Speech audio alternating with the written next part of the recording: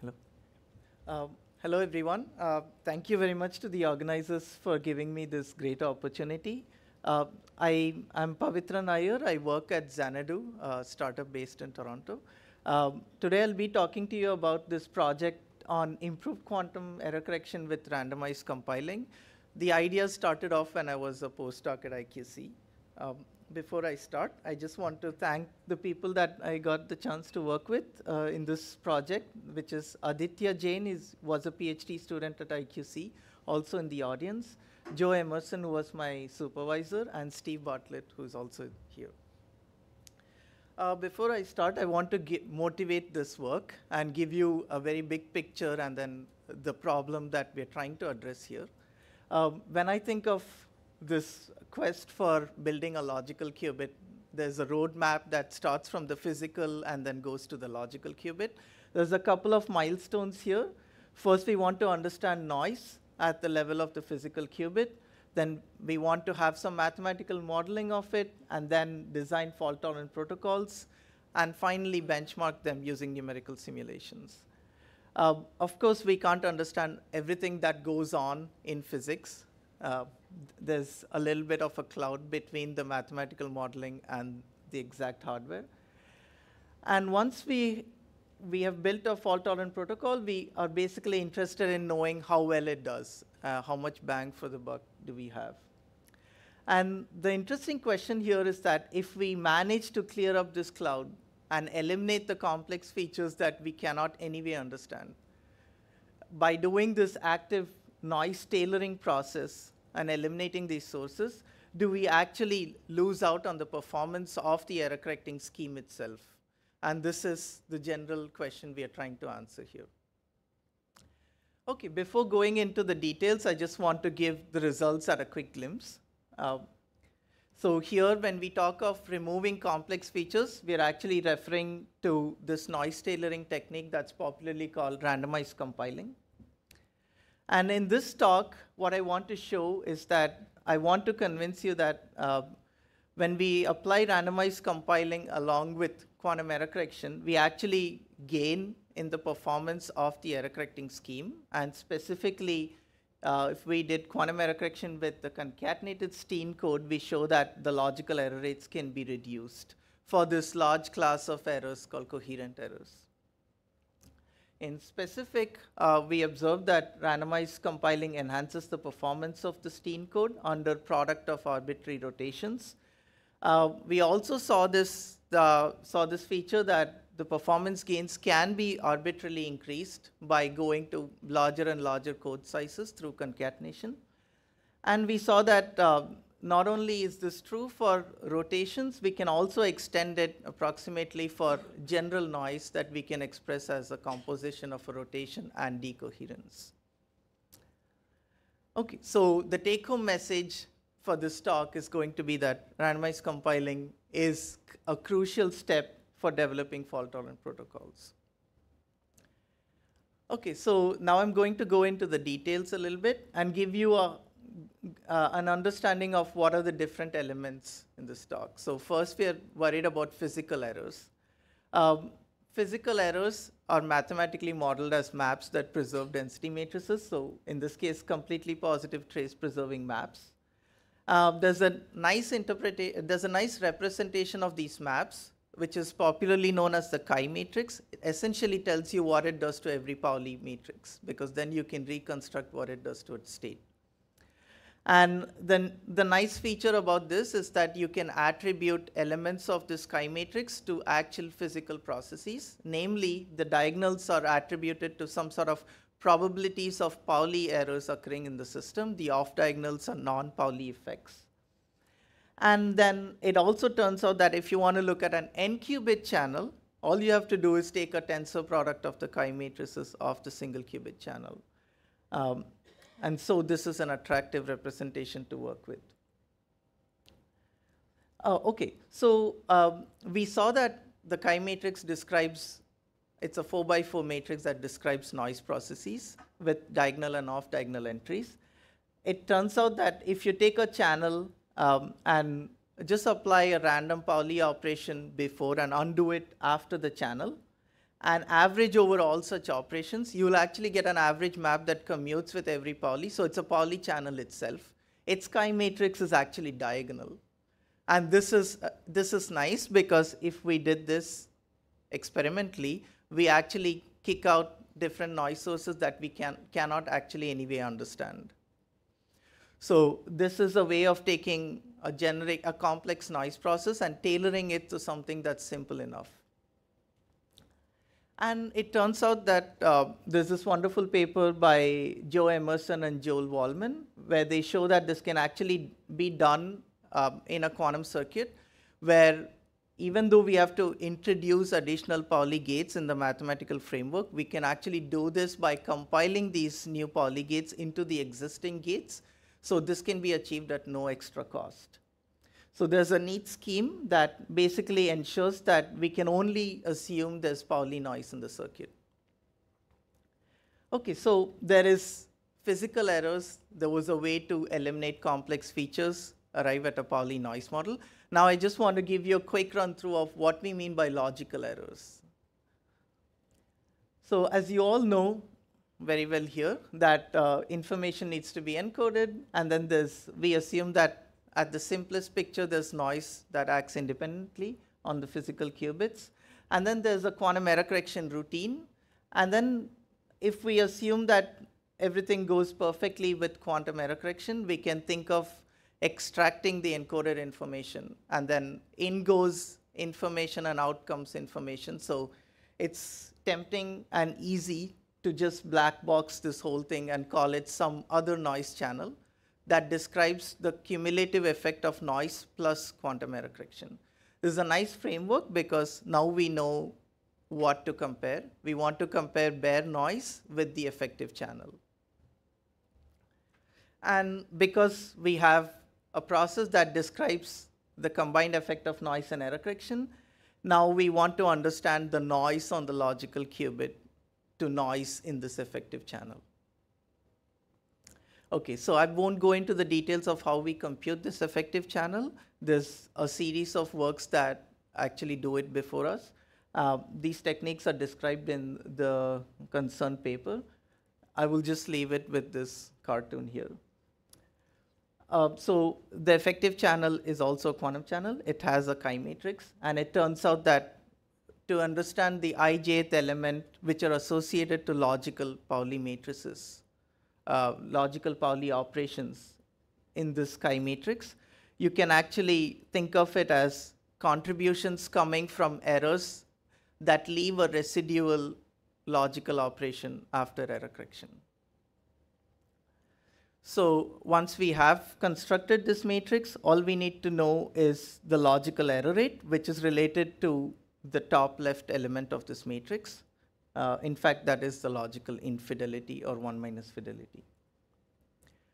Okay, we can actually do this neat computation for the concatenated codes well enough because it has a neat recursive structure. As you know, the encoding takes like a tree-like form. And this is nice because now we can go from bottom up and just abstract away all the error correction blocks into effective channels. And like this, we have a neat way of recursing on this black box and getting the logical error rate for a concatenated code. So we know what physical errors are, chi matrices, way to tailor noise, and logical errors. We want to see if this noise tailoring actually affects the logical errors in a good or bad way. What we showed was that yes, you can do randomized compiling in the physical sense, but for this to work, we'd have to also do randomized compiling directly on the logical circuit.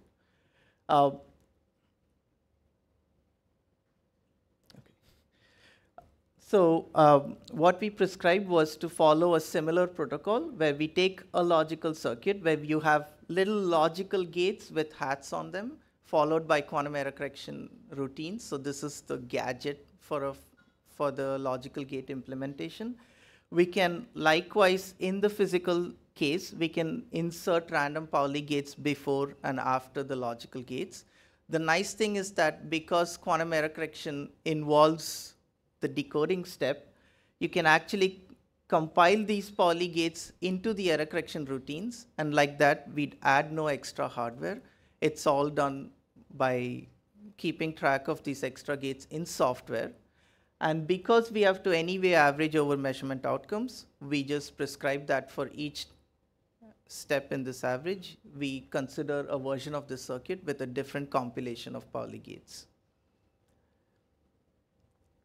Okay, so let's just go back to the central question. The central question was, can randomized compiling help reduce logical error rates after QEC? Now we exactly know what different terms mean here. We have QEC traditionally without randomized compiling. We had QEC with randomized compiling, and we want to understand, is there a difference in the two logical error rates or the two infidelities?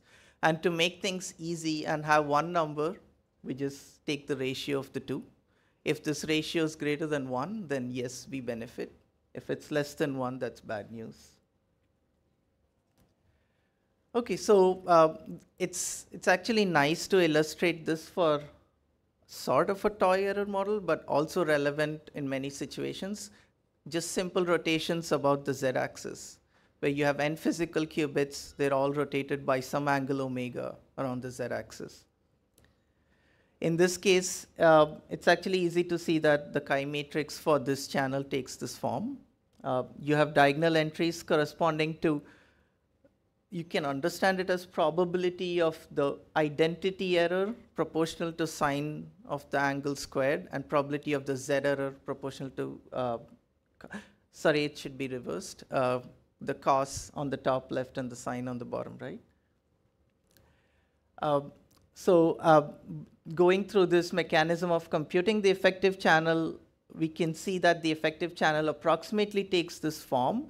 What is nice to notice is that if you take 1 minus the top left entry of the effective channel, then you can see that the fidelity for the case with randomized compiling is actually better. And then if you take the gain, which is just the ratio of the two error rates, you see that the error rate for the case without randomized compiling is actually higher, which means that we actually got a gain by introducing randomized compiling alongside quantum error correction in this error model. And the gain, which is nice, is also doubly exponentially increasing in the concatenation length. This is just approximate calculations, just to give you an intuition. But if we went ahead and plotted the actual thing just numerically, then we see that, yes, indeed, there is an exponential gain, a doubly exponential gain. What's interesting is that if you ask the question of, can you always see this gain increasing exponentially with the levels of concatenation, then interestingly enough, we saw that that's not true. There is a threshold rotation angle below which we can blow up the gains as much as we want by increasing the size of the code. But if we are above this threshold, then it does not make sense to do randomized compiling for larger and larger code sizes. And this threshold here is actually approximately a rotation by 15 degrees. So that's for rotations about the z-axis, but it turns out that similar trends can be observed for general SU2 rotations, so rotations about an arbitrary Pauli axis. There was an interesting paper a few years ago, I guess, by Steve, Terry, and a few others, where there was a nice parameterization for unitary rotations on the block sphere. And here we have rotations about some axis, call it n hat, in spherical coordinates parameterized by theta and 5. And you can actually ask, what is the gain as a function of these three variables? And then, because it's all in polar coordinates, it makes sense to visualize this in polar coordinates. And if you now look at the gain as like a heat map on the sphere, it's easy to see that there's always a gain. So randomized compiling always helps for coherent errors. And it turns out that the gains are actually maximized for rotations about the Pauli axes. Okay, so now there's also the interesting question that can we achieve greater and greater gains by increasing the size of the code, like how we did in the case of Z rotations. And it is again true, yes, as long as like a threshold existed in the earlier case, the rotations are below some constant magnitude. And here the interesting question is that threshold also dependent on the axis of rotations? And yes, it is, but interestingly enough, it is not maximized for the Pauli rotations. It's maximized for some different axes of rotations. And here the intuition is it's related to the error correcting properties of the Steen code. It's about which combination of multi-qubit errors can the Steen code handle better. And it's not always the homogeneous kind where you have the same Pauli error on all the qubits. Now we can also ask the interesting question of what if there is a rotation in my hardware, but I don't really know the axes of rotation. So here, the relevant quantity is to look at the average gains over all rotation axes. And again, we see that randomized compiling helps in the sense that you can maximize the gains from randomized compiling by increasing the concatenation levels. And again, there's a threshold here, which is rotation by approximately 19 degrees. Now, that's all good news for just coherent errors. It turns out that if you want to look at the class of realistic errors with some caveats there, mathematically they're called non-catastrophic channels. So the fidelity and the unitarity that says how unitary the noise channel is should be greater than 1/2. These channels can be well approximated by just compositions of a purely coherent error, which is a unitary, and something that's purely incoherent. Just for demonstration, let's think of it as a depolarizing channel. In this case, we can again look at performance gains offered by randomized compiling. And it turns out that, again, we have performance gains, just a demonstration here. And in this case, we've basically taken instances where we're looking at a fixed error rate for each physical qubit of the Steen code, the concatenated Steen code, but we have shifted the error budget between the coherent and the incoherent parts. Like randomized compiling, anyway tailors noise to Pauli errors. It does not have any effect on the decoherent part because that's already Pauli. And that can be seen from the plots here, which show that the effect of randomized compiling actually diminishes if you reduce the error budget in the coherent part and move it to the decoherent part. Okay, so with that, I'd like to go back to the overarching message in this talk, which is randomized compiling enhances the performance of quantum error correction with the concatenated Steen code under independent arbitrary coherent errors and with some caveats also to realistic error models. Not only is this true as a matter of fact, but it can also be increased arbitrarily by adding more concatenation layers to the error correcting code. So by increasing the code distance in some sense, as long as the rotations are below a threshold. Some interesting open questions that we are thinking about that we haven't yet thought about are, we want to see if this is true without the caveat of non-catastrophic channels, just because we want to completely answer this question. And we want to ask if we take just random CPTP maps that are mathematically valid, are we still guaranteed to have performance gains from randomized compiling?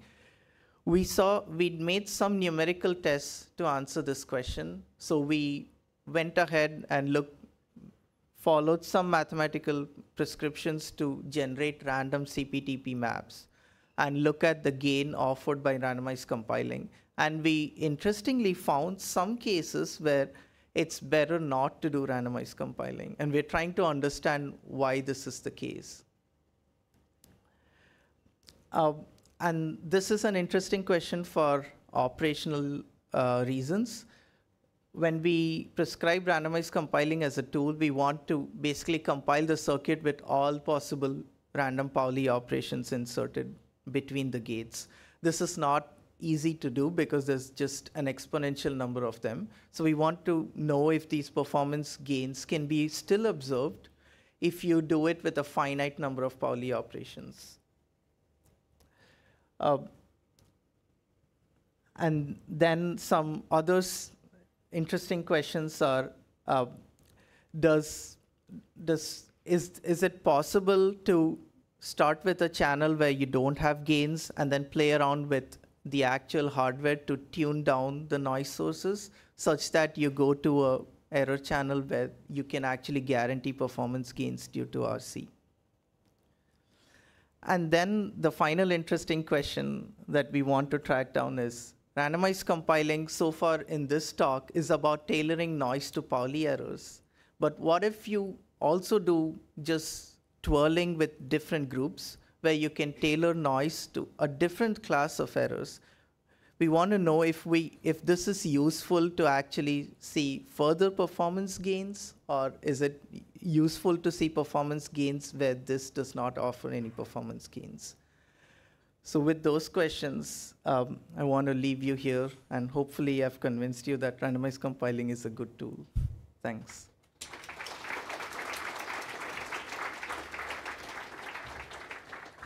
Thank you very much. Thank you very much. Very nice talk and right on time. So we have time for a few questions. There are a few hands. Let's look at the slide.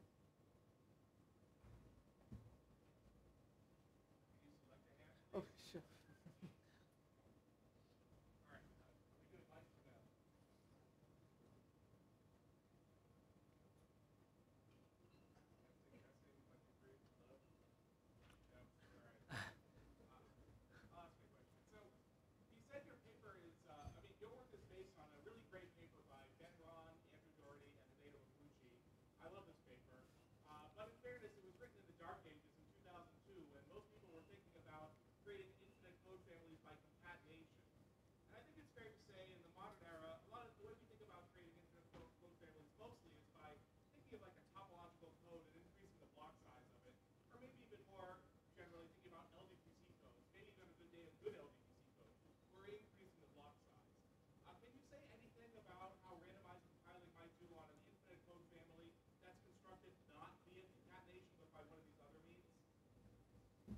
Yeah, that's a good question. In fact,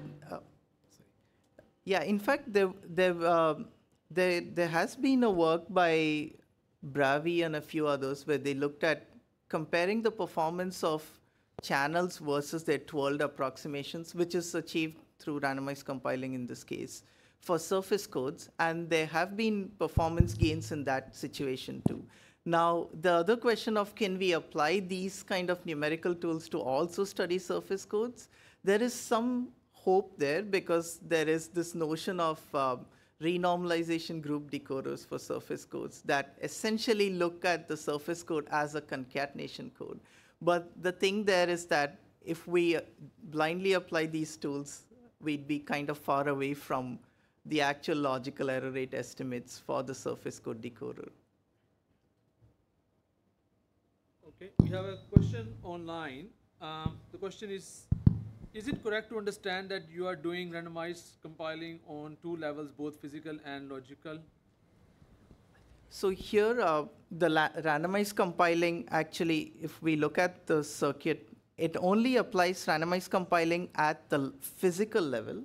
So here, all the gates that we prescribe inserting in the middle of circuits, they're all physical Pauli gates. And like this, they can become just absorbed into the QEC routines. Logical randomized compiling is something we haven't addressed here. There is there is question. Oh yeah, there were room. a few hands. Yeah? Sorry about that. Yeah. Go ahead. I think you maybe just speak.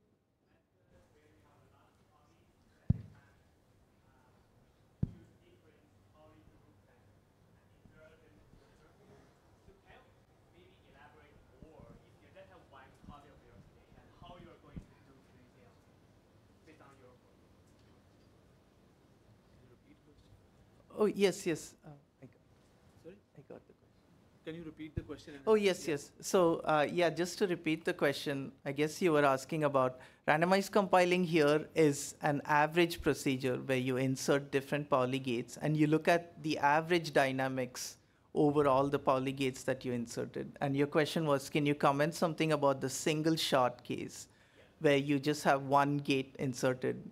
Yes, so whenever we comment on these performances, we're looking at the average performance over different measurement outcomes, in this case, syndrome measurement outcomes. So because we have an average going on there, we actually slip in this averaging over the Pauli gates too, by saying that for different measurement outcomes, we take different compilations of the circuit because they're all logically equivalent. But in the case where we just have one Pauli gate inserted, these performance gains cannot be observed. So will you also have some overhead on the sampling shot? Thanks. So will you also have some overhead on the sampling shot cost? Like, because we know error mitigation will give you not very good scaling on the sampling shot. Yeah, so here there is no explicit sampling that needs to be done over the random Pauli gates that we need to insert. The sampling is over the measurement outcomes that anyway needs to be done to estimate these logical performances. So in that sense, there's no additional overhead for this randomized compiling. Oh, there was one hand in this region. Yeah, that's all. Oh, yes, okay. Hi, thank you for the nice talk. I have a question about applicability of your techniques for different decoding or codes. For me, error correction is about discriminating different errors. But if you add randomized channel, then trace distance between two channels basically becomes closer and closer. It's harder to distinguish. But my interpretation is that basically you average out adversarial behavioral errors using random channels. But more recent trend to my understanding is that to tailoring, depending on the error, we can tailor like decoders or like codes for bias noise and so on. Then I mean like so in this case, like if you use more optimized decoder or more optimized codes, is there some some benefit of your technique? What's your opinion about this? Yeah, that's a great question. So the question is that if you don't average out on some of the complex features in the noise model and keep them, you have the hope of optimizing a decoder to those noise processes. Exactly, yeah. So yes, that's a great question. In this case, we are looking at decoders that can be done like as a lookup table to start with. So here we are not wanting the decoder to be that sensitive to the different parameters in the noise. But in that case, it's better to not, like do randomized compiling with the Pauli group, but with some other group that reduces parameters to those that can be incorporated into the decoder. Thank you for answering. So I guess one question we can take from online. So the question is, how does randomized compiling deal with leakage errors?